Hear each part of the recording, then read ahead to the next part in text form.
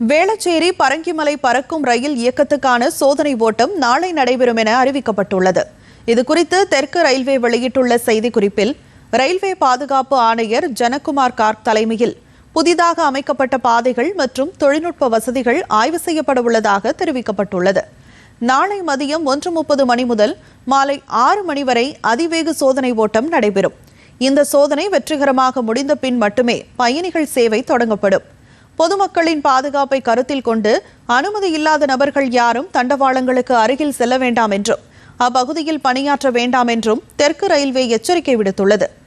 இந்த 5 கிலோமீட்டர் நீளமுள்ள நீட்டிப்பு திட்டம் முதலில் 2008ஆம் ஆண்டு அறிவிக்கப்பட்டது.